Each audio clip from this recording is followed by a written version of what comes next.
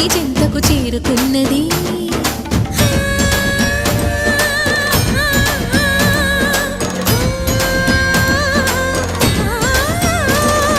భవుని భువికి తరలించేలా, ధరణి దివిని తలపించేలా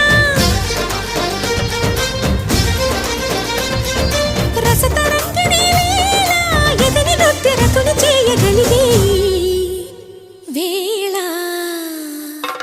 భరత వేదముగా నిరత నాట్యముగా కదిలిన పదమిది ఈశా.